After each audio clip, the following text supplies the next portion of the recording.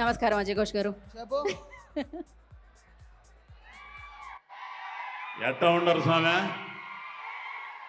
పండగ ఈరోజు కదా. అయితే నాకొక్క 5 నిమిషాలు టైం ఇస్తే మీతో నేను మాట్లాడాలి. కొంచెం ఖచ్చితంగా మీతో మాట్లాడడానికి ఈరోజు వచ్చాను నేను అడిగి.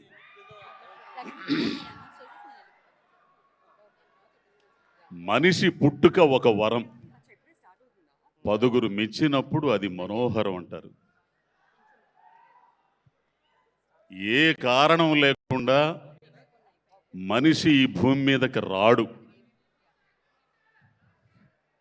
నువ్వైనా నేనైనా ఆయనైనా.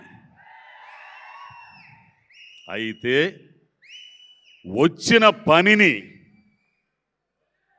గుర్తించి ఎందుకు పంపించాడో ఆ కార్యాన్ని ఫుల్ఫిల్ చేయగలిగినోడే అత్యుత్తమ శిఖరం మీద ఉంటాడు. అట్లా ఉన్నోడే ఆయన.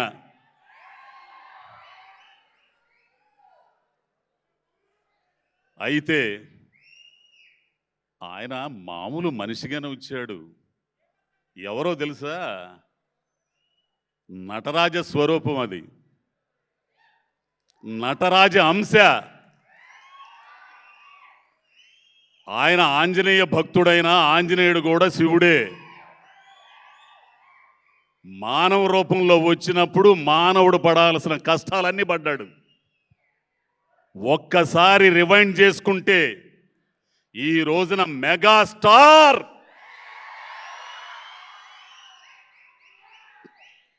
కొన్ని వేల మందికి కాదు, కొన్ని లక్షల మందికి కాదు, కొన్ని కోట్ల మందికి ఆయన జీవితం ఆదర్శంగా ఉంటుంది తెలుసా.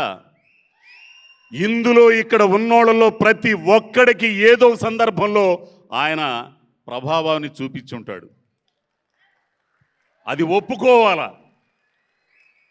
నా మీద కూడా నేను తిరిగే ప్రపంచం వేరైనా నా వయసులో ఉన్నప్పుడు ఈయనొక్క సినిమాలు చూసేవాడిని నేను. అభిలాష, ఖైదీ. నా జీవితంలో ఎంత గొప్పగా చూసింది ఎవడంటే ఎన్టీఆర్ గారిని, తర్వాత ఈయన్నే.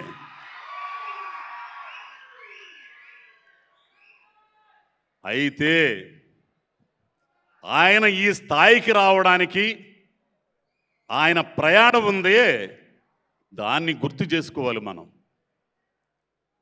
ఎన్ని ఆవేదనల రాత్రులు, ఇన్ని క్షోభ కలిగించే సంఘటనలు, ఎన్నని చెప్పాలి. ఎత్తులు పల్లాలు కష్టాలు ఎన్ని దాటుకుంటా ఒక్క రోజులో రాలా ఆయనకి సక్సెస్. ఇన్ని కోట్ల మంది అభిమానుల్ని సంపాదించుకొని ఆ శక్తి ఒక్క రోజులో రాలా.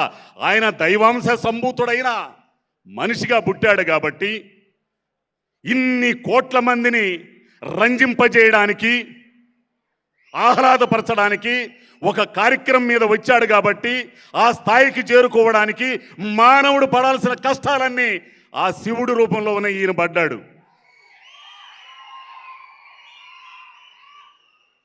ఈ రోజున ఈయన కంటే డబ్బున్నోళ్ళు ఉండొచ్చుగాక, కోటీశ్వరులు ఉండొచ్చుగాక, కానీ ఇన్ని కోట్ల మంది మనసుల్లో గూడు కట్టుకున్నోడు ఎవడన్నా ఉండాడా? ఆయన వచ్చిన పని పూర్తి చేస్తున్నాడు. ఇప్పుడు ఇంకా పూర్తి చేయడానికి అప్పుడు ప్రజా రాజ్యం నుంచి ఒక్క అడుగు వెనక్కేశాడు. ఆ కార్యాన్ని ఫుల్ఫిల్ చేయడానికి అక్కడ ఉన్నాడు.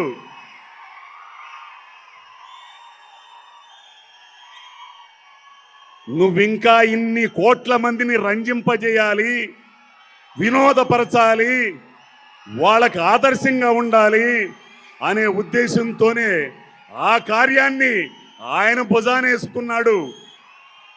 ఎంత కష్టపడ్డాడో, ఎంత చెమటోడ్చాడో. కోట్లు సంపాదించే అవకాశం ఉన్న తృణప్రాయంగా వదిలిపెట్టి ఎవరి కోసం వచ్చాడు? మన కోసం. అయితే అయితే ఒక్క నిమిషం, ఒక్క నిమిషం రా బాబు, ఒక్క నిమిషం. ఈ ఈ ఈ క్రెడిట్ మీది. ఒక మనిషి మీద ఉన్న అభిమానం, మెగా స్టార్స్ మీద ఉన్న అభిమానం వేరే రూపంలో ఒక 5 కోట్ల మంది జనం అంధకారంలోకి వెళ్లకుండా, అడుక్కు తినకుండా కాపాడింది, వలస పోకుండా కాపాడింది మీ అభిమానమే. ఒక మనిషి మీద ఉన్న అభిమానం, 2 అన్నదమ్ముల మీద ఉన్న అభిమానం, ఓటు అనే రూపంలో, మీ అభిమానం ఓటు అనే రూపంలో ఒక రాష్ట్రాన్ని కాపాడింది. ఆ ఘనత మీదే, అంత ఘనత కూర్చడానికి, ఆ శక్తి రావడానికి మీకు మూలం ఈ మనిషి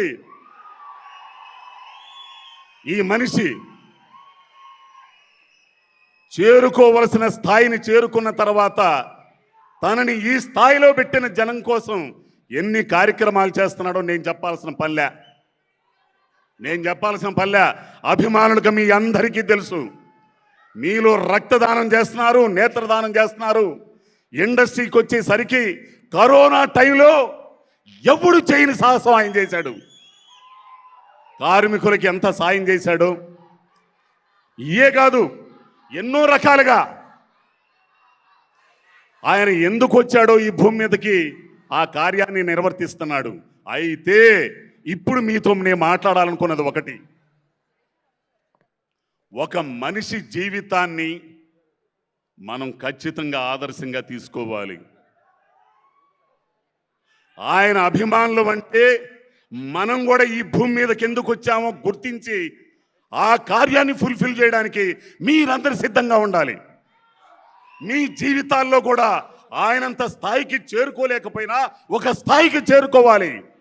తల్లిదండ్రులు గర్వపడాలి, సమాజం గర్వించాలి, సమాజం పురోభివృద్ధి కావాలి, దేశం పురోభివృద్ధి కావాలి. అప్పుడే ఆయన మీద ఉన్న అభిమానానికి సరైన నిర్వచనం. అదే ఆయన కోరుకునేది. ఆయన కలలగంటుంది కూడా అదే. నా అభిమానులంటే చిరంజీవి అనే కొణిదెల శివశంకర ప్రసాద్ అనే వ్యక్తి కోరుకునేది, ఆయన అభిమానించే అభిమానులుగా కోరుకునేది మీరు కూడా ఆ స్థాయికి చేరాలని, ఆయన ప్రారంభించిన కార్యాలని ముందుకు తీసుకెళ్లాలని. కాబట్టి ఈ సందర్భంగా గౌరవనీయులైన చిరంజీవి గారికి, ఆ శివుడికి, శివస్వరూపానికి పుట్టినరోజు శుభాకాంక్షలు. మీ అందరికి కూడా శుభాకాంక్షలు. నేను ముందు చెప్పినట్టు ఆయుష్మాన్ భవ, నిండు నూరేళ్ళు ఆరోగ్యంగా ఉంటూ ఇంకా మీరు చేయాల్సిన కార్యాలన్నింటినీ కూడా ముందుకు తీసుకెళ్లే భాగంలో అభిమానులుగా, నేను ఒక అభిమానిగా నేను ముందుంటాను, మీరు ముందుంటారు, అందరూ ముందుండి నడిపిద్దాం. ధన్యవాదాలు అందరికీ. థ్యాంక్ యూ అజయ్ ఘోష్ గారు, thank you so much. So ఆయన మనసులో ఉన్న అభిమానం చిరంజీవి గారి పట్ల అది వినిపించింది ఆయన స్పీచ్లో. ఓకే, మర్చిపోయే ఒక మాట, నేను రామ్ చరణ్ గారి బర్త్డేకి రాలేకపోయా. ఎందుకంటే రామ్ చరణ్ గారితో ఉన్న నాకు అనుబంధం వేరు. ఆ పిల్లోడు నిజంగా చిరంజీవి గారిని ఒక్కసారి నేను చూసింది, అది రంగస్థలం షూటింగ్లో. ఈ అనుభవాన్ని మీతో పంచుకుంటా. ఆయన వచ్చాడు సెట్కి, అందరూ ఆయన చుట్టూ చేరుతున్నారు. మనకెందుకు వచ్చిన గొడవలుగా ఆయన అని నేను పక్క వెళ్ళిపోయా. ఆయన వచ్చేసి నన్ను దూరంగా చూస్తా, ఎవరు రామ్ చరణ్ గారు అని కాదు, స్వామి పిలుస్తున్నాడు అనుకున్నా. నన్ను పిలిచి నన్ను వాళ్ళ నాన్నగారికి, ఇదిగో ఈ మహామనిషికి పరిచయం చేస్తే కూర్చున్నోడు లేచాడు రా స్వామి ఆయన. అది సంస్కారం. నేను అవన్నీ పిపీలకం. ఆయన ముందు కూర్చున్నోడు లేచి నమస్కారం అండి అని అన్నాడు. పలానా ఏరియా చేరాలా ఎన్నంటే అప్పుడు అడిగాడు, రాజుగారు బాగున్నారు, రాజుగారి ఫ్యామిలీ బాగుందా, పిల్లలు బాగున్నారు, ఫైట్ మాస్టర్ రాజుగారు ఇవన్నీ అడిగాడు. ఆయన నడయాడిన ప్రదేశం కూడా చేరాలో, నెల్లూరు, ఒంగోలు అన్నీ నడయాడగాడుగా, రాష్ట్రంలో అన్ని చోట్ల తిరిగాడు.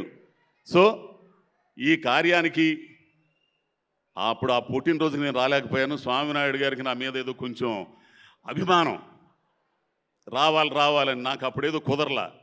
ఇప్పుడు కూడా స్వామినాయుడు గారు ఎంతో ఇదిగా, లేదండి నేను వస్తున్నానండి అని వచ్చాను. ముఖ్యంగా స్వామినాయుడు గారికి అభిమానులకి వీళ్ళందరూ కూడా, పెద్దలందరూ ఉన్నారు, వాళ్ళందరూ కూడా పేరున కృతజ్ఞతలండి. థ్యాంక్ యూ అండి. ఓయ్ థ్యాంక్ యూ అజయ్ ఘోష్ గారు, థ్యాంక్ యూ సో మచ్.